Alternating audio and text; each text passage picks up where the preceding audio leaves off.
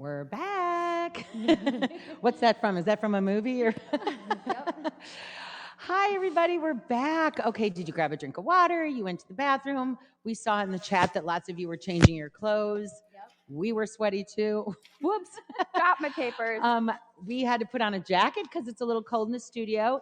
We have Miss Lindsay Baumgren joining us now. Hi. Thank you for coming today. I'm excited to be here with everybody. Everybody is excited. We've had a lot of great energy coming through the camera, I tell you. So much fun to be able to just feel like we're together. Right. It's awesome. Okay, so that was a fabulous workout, you guys. I'm so proud of you. Make sure you are fueling. You know, maybe some of you grab some protein or you have some sort of a drink. I have my BiPro protein water in the other room. I should grab it. And make sure you are sitting in a comfortable position. I don't want your muscles to cramp up because you got Lindsay coming on next, and you got to be ready to move. All right, today this little workshop. So here's what we're thinking, and I think we're all on the same page, and I know you guys are too. That your health journey is not just about exercise. There is so much more, and the first thing you have to start with is mindset. You have to get out of your own way. I don't care, and I know that these two coaches would agree with me. I don't care if you join a program and you kill yourself for 14 days and you follow through with it, but you got a negative attitude or you haven't really embraced the concept of healthy living as a long-term thing. You're going to go right back to your old habits. It's not going to stick. So we start with mindset as a really important thing. And one of the most important things is setting your intentions. And at Get Healthy UTV, we are really big into thinking about health as not just the way you look. Right. It's not just the way you look. And I think, you know, we span different decades here in our ages. And I think we all agree that, you know, maybe 20 years ago in the 90s, people thought, okay, you know, it's all about how I look. Now it's about how do I feel? What's my energy level? What's my mental health doing? What's my spiritual health doing? How's my personal life? How is my diet? Do I feel good? Am I ridding myself of disease? So we start with the mindset, we move into the nutrition and then the goal setting and everything tomorrow. But hopefully you guys printed out your sheets. I've actually written all over mine. Lindsay has hers. Sam is in control of the chat. So when you guys are putting any comments in the chat, Sam will interject. But when you look at your mindset worksheet, so we started with a quote from Tony Robbins: "If you keep doing what you're doing, you'll keep getting what you're getting." And I think that goes back to the definition of insanity is doing the same thing over and over and expecting different results. Something has to change. Now it is a new year. And it still feels a little bit like 2020. I'm just going to be honest. Everyone thought like all of a sudden the ball was going to drop and life was going to be so bad. It's like, no. Right. So we do have a new norm of what's going on. But setting intentions is really important. And so I want to talk about what does it mean to set an intention. So intention setting it's pretty deep stuff. You have to think about like who you want to be, where you want to go, how do you want to contribute to the world, and you want to set your intentions from a positive instead of saying like I'm so stressed out, I got to get rid of stress. You know, how about saying like I'm going to bring more peace and joy into my life. I'm going to, you know, frame it instead of saying, I need to lose weight, I'm so overweight, or I'm so this. How about saying, you know, I want to be stronger, or I want to have more energy. So intentions are very much like your deep whys. Like set those intentions of what you're looking for. It's how you choose to present yourself to the world. And, you know, Oprah, I got this from, so I went to see Oprah last year when we were all able to gather in groups before the COVID hit. And she said, you don't get what you want in life, you get what you intend. That was her thing. You get what you intend. So the power of positive thinking, I mean, I'm not going to get into the whole woo-woo. If you believe in something, you're going to, you know, if you want to win the lottery, you're going to win it. Like we all know that's not true.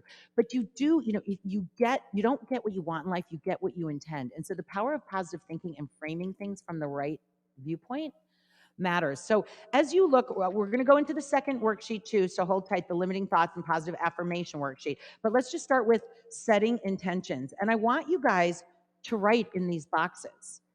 What are your intentions? Like, what are you going to change in your spiritual health, your personal life, your physical health, and in your relationships? And I am going to let Lindsay talk.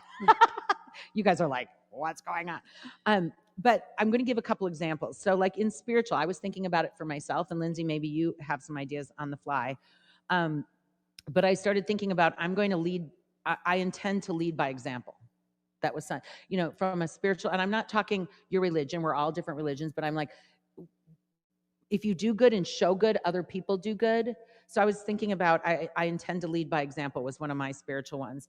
The other thing for me was the mindfulness uh, part, because sometimes I get so busy that I'm not as mindful as I wish I was, like to stop and just be appreciative of things in my life. And the last thing I'm going to comment on there is faith. It was a word I heard this morning on this app that I listened to on the way to Get Healthy UTV, and they were talking about having faith, holding on to faith, because it's so easy to become so full of despair and negativity, but having faith that humankind can change and that blah, blah, blah, life will get better. So any thoughts on spirituality for you, Lindsay? Yeah, just to kind of that point you mentioned, busy, like distractions.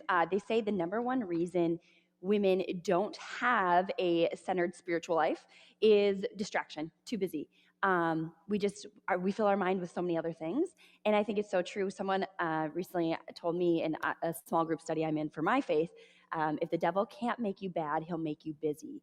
And it just like it's so true. Like as women, we're just so busy that we don't often take time to do this stuff. And so a lot of this is stuff we already know, right? Like it's all stuff Right. we know we should be doing. We're just not doing it. And to go back to that, like I think for me, the number one thing I've learned so far, kind of in the whole goal setting process as I look at this, is that they say, this is totally science backed, that progress goals will always outweigh aesthetic goals. So you are much more likely to achieve a progress-based goal versus an aesthetic-based goal. So an example would aesthetic-based goal would be I want to look thinner, or I want to fit into these pants or whatever, versus I want to do 10 push-ups on my toes. That 10 push-ups on your toes is so specific, so progress-based, right? It's something you work towards. So positive. So positive.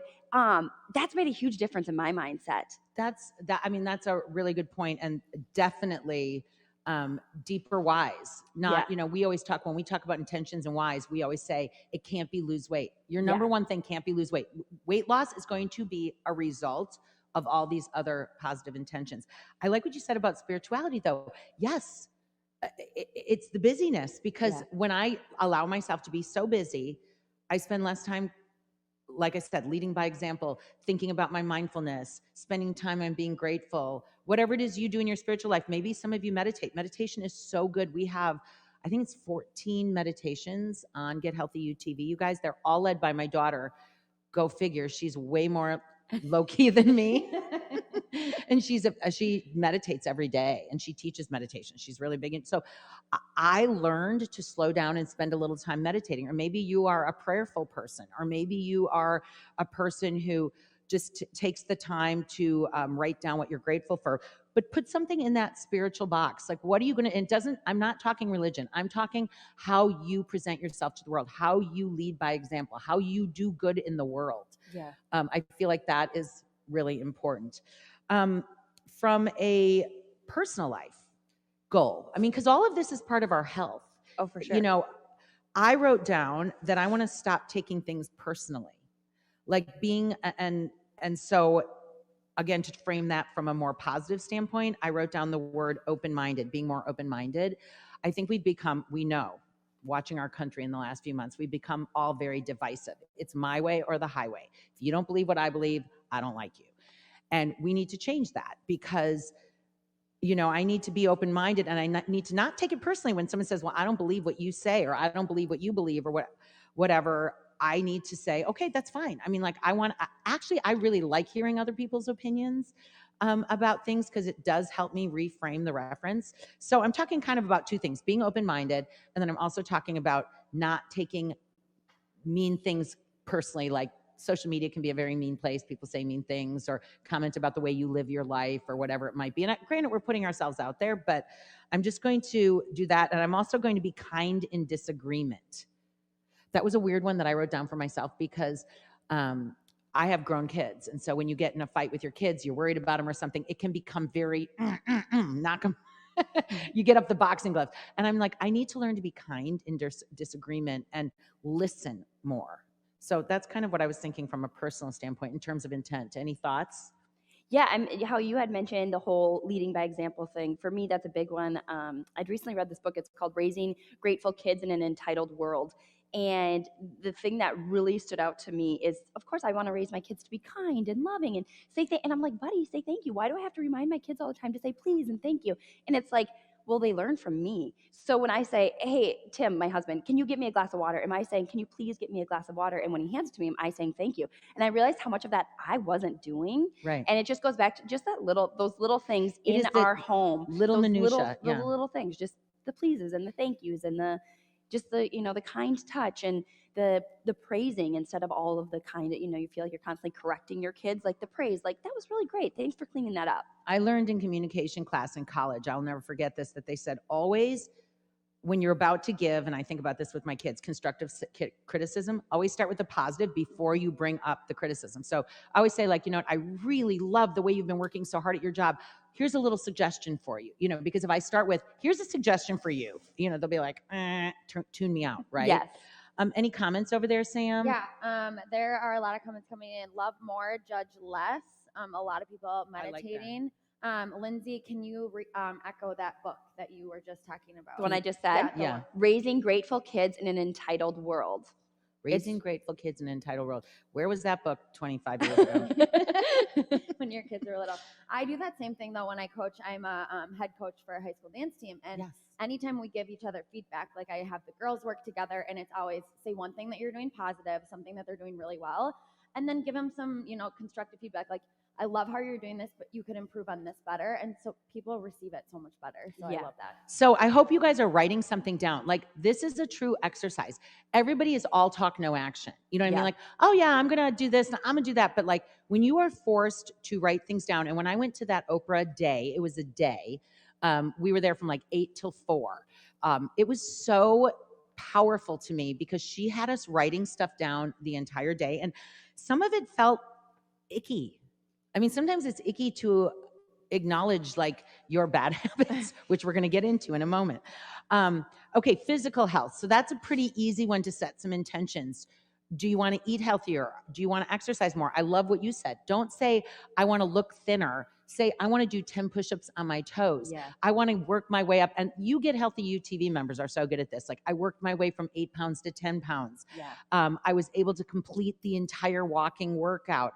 I kept up with Lindsay. That might be a goal that is unattainable. Let's just put it that way. The best part, though, about that Get Healthy UTV, I tell people, like, choose one workout that pushed you and use that as your marker. So you do that once a week. You do it once every 2 weeks. You keep coming back to that one workout. That's a really great way to measure progress. It is a great way. I was listening. I shared with a lot of you guys on Instagram and so forth. I was listening to Dr. Hyman last weekend. He had an 8-part docuseries that was free through last Sunday night. And he was talking about health span versus lifespan. And he says, we as a culture we're living longer. So people are living to be 100. So your lifespan's going up, but your health span is going down. We're getting unhealthier. So by the time you're 95, you're on oxygen and a feeding tube and you can't walk and blah, blah. Like, no, to me, I don't want to live that way. My health span, how healthy am I as I climb that lifespan? That's what's important. I don't want just more years. I want good years. And to do that, you have to be mindful of your body. You have to eat healthy. The number one thing you do every day for your health is eat, period. Right? Yeah. No matter what. We love fitness. Love it. But the number one thing you do is eat. And we're going to talk about that tomorrow in depth because your food choices are everything when it comes to your overall health, your habits, your brain health, your hormone health, avoiding disease. It is absolutely key. So put something down in your physical health that isn't, I want to lose weight, I want to look thin. What physical thing do you intend? And remember, an intention is, what do you intend? What do you want to achieve for you? What do you want to contribute to the world? You are sending a message to the universe about yourself. That's what an intention is. So any other comments coming in? Somebody, I like this comment, taking 1 or 2 things away from the session. So taking it at the smallest level and picking it. So like, for example, I want to exercise, but start picking with like one day at one time. And starting again with those small goals, I think is super important instead of starting with like the biggest thing. Start small. It doesn't have to be something huge right away. So. Yeah, and write it down, you guys. The forcing yourself to journal is Big deal. And then last thing, key relationships. One thing that I've thought about during COVID is just reaching out to people maybe I haven't had contact with in a while. Because you kind of have the time all of a sudden. And also, one thing I'm working on is forgiveness. I am, so type A that like I am like all about, working together. But when something happens where I feel very wronged, it can be hard. I'm just putting myself out there. It can be hard for me to give the full forgiveness, and I need to get better with that. So that is definitely on my list. Any thoughts for you? Yeah, I think just for me, it's as women, I think we're wired to just play scenarios in our head over and over again if something happens. Or for me, it's keeping track. Like I'm constantly keeping score of who's doing what in my house, or like this like keeping score game with my husband of, oh, well, I'm doing the dishes again. I'm watching the kids again. Like just getting rid of that. Like we're a team. We're working together. There's no like the keeping track of score just really creates these small little resentments that build and build and build until it explodes. Right. And so getting rid of the keeping track of score is really big for me. That's an important thing in a relationship. Yeah. You make me laugh because, okay, so we've been married going on 31 years. I'm leaving the house today and I go, okay, so for once, will you feed the dog, give her water, the garbage needs to go out, the recycling needs to go out and make the bed. Those are all things I do. He goes, oh my gosh, okay, well, write it down. I go, write it down. Like you live in this house too. You know what I mean? Like it's hilarious. But we've gotten to the point where seriously, he always says to me, write it down. If you put it on a list for me, I'm going to do it. But I can't remember, because he could walk by the garbage 3,000 times and not care if it was overflowing. Me, I'm like, Yeah. So that's kind of funny. Okay. Yeah. Okay. So you guys, we only have a half hour. So finish this, do this. And maybe you even do it with someone in your household. Maybe you do it with your spouse or your partner or your sibling or whoever it is, and talk about these things because, and bring yourself back to these things. Cause I'm definitely going to come back. I mean, I actually felt a little vulnerable writing some of these things down, thinking, okay, I need to work on them. So, that's super important. And let's move into the limiting thoughts and positive affirmations, because one of the things that holds you back in your health is your limiting thoughts. It's that whole thing of I'm not good enough. It's the black or white thinking. It's like, I either am great or I suck. I'm either working out 7 days a week or I'm just not working out. I'm either eating just nuts and seeds and twigs or I'm eating pizza. You know what I mean? Like, where's that middle ground? And it's also like it's also not believing in yourself. It's also thinking I'm not good enough. I was never an athlete, so I can't exercise, or I was never this or that. So it's getting past those self-limiting beliefs. Happiness is when what you think, what you say, and what you do are in harmony. Isn't that interesting? Yeah. So 3 habits. All right, you guys, 3 habits you want to start this year, this quarter, 3 new habits, 3 habits you think you should stop, and 3 habits that you want to continue because they are good habits. So do you guys have any habits that you know you need to give up? Oh man. That I need to give up. The keeping track of score in my head. It's a habit that I have, a mental habit that I have. Yeah, I know, like the ones for me, it's easy to say like the start, right? We all have things that we want to do. What do you want to start? Yeah. So for me, a big one is for physical health is stretching and foam rolling. So I'm trying to dedicate 20 minutes a day in the morning, every morning, to stretching and foam rolling. So recovery. That's interesting. And taking rest and recovery very seriously this year. I adapted that about 5 or 6 years ago when I was having horrible back pain. I've told you guys all a million times that I roll on a massage ball every single morning, 3, 6, 5 a year. This morning, what did I do before I came here? I rolled on my massage ball. It has like changed my life. So that is a really good habit to start. It's one of those things that's like when you see the results, I've seen the results from it now. Like I feel so much better after I do it. It's like that once the incentive is there, right? The reward is there. So you see so that's a good habit. Yeah. How about you? Anything that you're stopping or? Starting, same thing. Like foam rolling and recovery because I'm not good at it, and an injury, having that setback, I have to kind of go back from square one. So hasn't been easy, but definitely worth it. Something to stop is super vulnerable. I don't like to say some of this out loud, but the negative comments in my head. There's a lot of them sometimes, and so to be able to kind of change those towards myself, I think is something that I want to. I think I better stop nagging my husband. I mean, no, but really it is all about how you present it. Yeah. If you come to someone and you're, negative and you approach them like, why don't you ever do this? They immediately are like, you're bugging me. So I think a habit I need to stop is barking out orders, as my husband says, barking out orders. So that's a good thing to change. But some of you might have habits like you eat late at night. And you like reach for that bag of chips mindlessly, or you might stay up till 2 a.m. watching movies, and then you're tired the next, watching Netflix or whatever. Like there are a lot of us have habits where we're like, I got to stop doing that. Yeah. And I know with food too, a lot of people have habits that they need to get rid of. And so write those things down, like write down 3 habits that aren't good, I mean, that's okay. We all have bad habits. I mean, it happens over time. We have a lot of people actually saying they kind of want to stop social media, but people say it's hard because, Get Healthy UTV and stuff is their connection. And so find ways to maybe like at night, my thing is to stop scrolling, because you could really scroll for an extra, 30, 45 minutes, put it away at night. You can still use it throughout the day, but maybe less of it is maybe more. Okay, so what I kind of did this year, and I feel like you and I have talked about this, for the last year, I really don't use Facebook personally. I only go to my groups. So Get Healthy UTV group, we love you guys every single day. Sam and I are in that group checking out your posts. I think groups are just, and even Mark Zuckerberg said, the future of Facebook is groups. It's the power of bringing community together virtually, like we're doing right here. Right. So I get on and I go to my like 3 or 4 groups that I'm in, and I look at them and look at all the comments. I think the last time I posted a picture on my personal Facebook was like a year ago or more. Yeah. I don't use my personal Facebook. People friend me. I have like I swear to God, I have like 500 friend requests. I don't look at them. I don't use my personal. So don't friend me, because I'll never see it. So I don't use my personal, maybe someday I will, but I use Instagram a little bit more to connect with the world, mostly because my kids and my friends are on it. And so I use that, but that is true. Like wasting time on social media.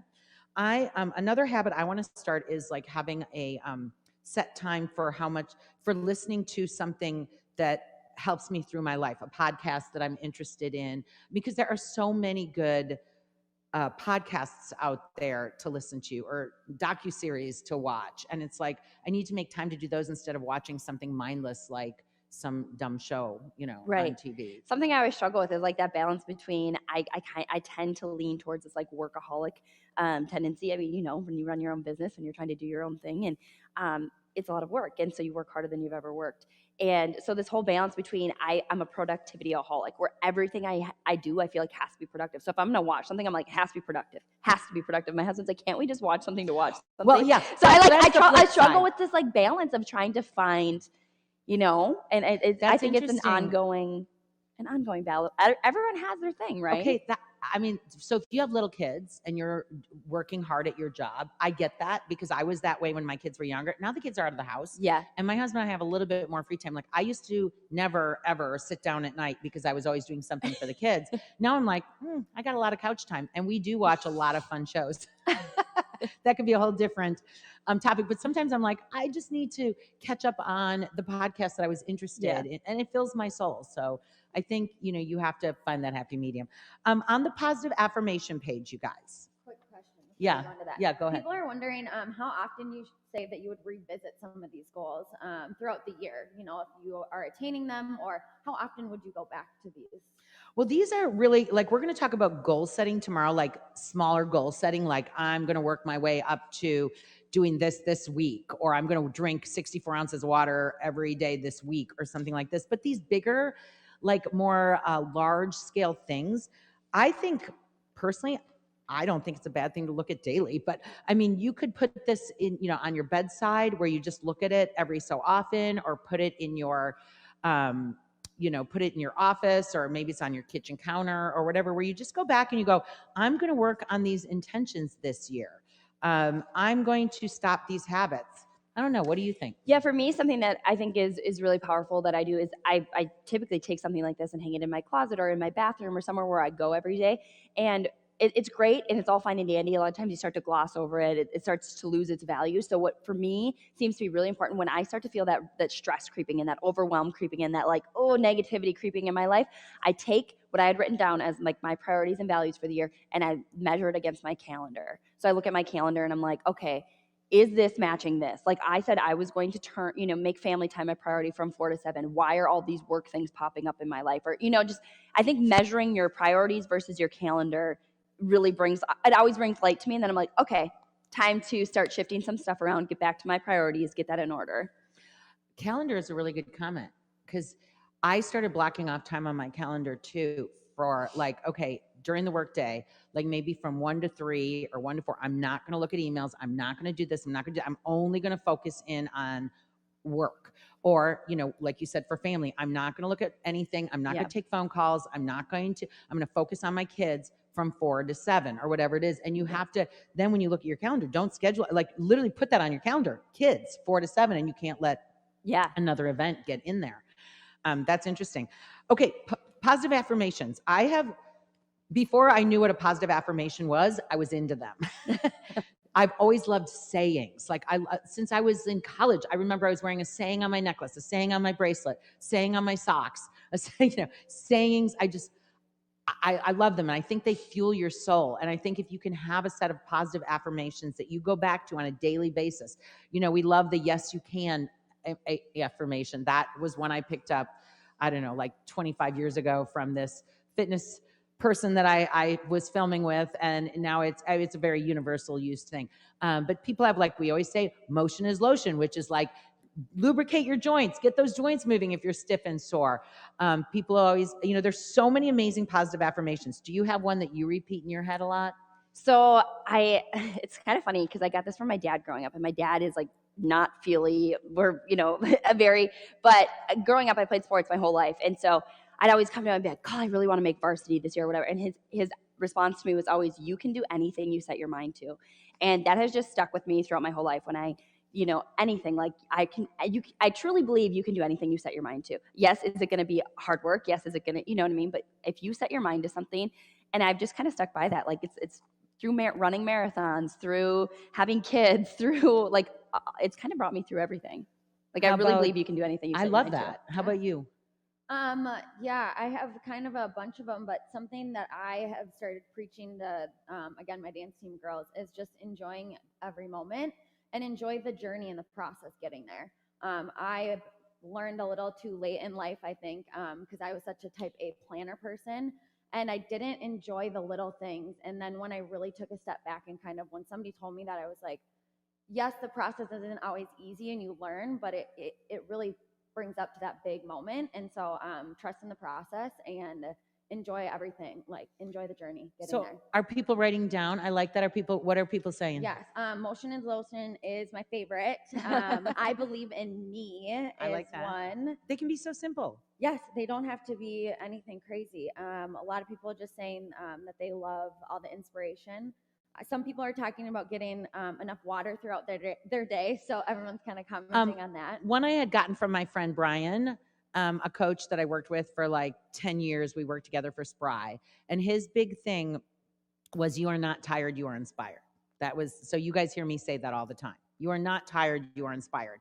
And how about the one that goes, motivation gets you started, habit keeps you coming back. Yeah. That's a really big one that I always remind myself, like, get motivated. Because people say, how do you get up and exercise? How do you get outside in the winter cold or whatever? It's like, and I don't always love it, but I do it. And I know that habit, which is one of your worksheets, will then keep me coming back. Yeah. There's another one. You've said it before. I can do hard things. I can do hard things. Brené Brown always said, we're hardwired to do hard things. Us as humans, we're hardwired to connect. We're hardwired to do hard things. And I love how, here's another one from Brené Brown. Vulnerability and shame are the birthplace of creativity. And let's see. Vulnerability and shame are the birthplace of creativity and something else that I can't remember. But that sounds good, doesn't it? You guys, we run out of time all about this. So I just really want everybody to think about mindset. It is the number one thing you do in your health journey before you can fulfill your physical health and your nutritional health. You have to have that mindset in a place to succeed. And I think one last thing I would say is baby steps is a real thing. I think so many people want so much change so fast, or they want to see results so fast. And typically you don't get unhealthy overnight. You don't get negative overnight. It takes a lot of time. Yeah. So it's going to take some time to unwind some of those things and go for the small wins and celebrate them. And Yeah. that's what's so great about the Get Healthy UTV Facebook group, is that we're there to celebrate. If you scroll through, I get so motivated scrolling through that group. Right? People are just like crushing things in the midst of hard situations. And I think to that point, when everyone's sharing stuff, the biggest thing is, and Sam kind of talked about this, like enjoying the journey. We're all at a different phase in life, right? Like life has its seasons, physically, mentally, and you can't compare where you're at with, I think a lot of people are like, oh, I can't do that workout or whatever. And it's just like, you can't compare where you're at where someone else is at. Like like someone else is comparing themselves to you too, thinking, I think it's just like enjoying the process as it goes. So here we go, you guys. That's it. We're done. I mean, that went fast. Thanks for being here, you guys. Okay, you have 15 minutes. So if you need to change your shirt, I definitely have to go pee. Yeah, same. Refill my water bottle. I'm going to be exercising in the background. We've got Lindsay and Sam, and I think Tish might be in the house. We'll see. So we've got strength and core coming up. Half hour strength, half hour core, you guys. You are awesome. Stay tuned. We will be back in 15 minutes.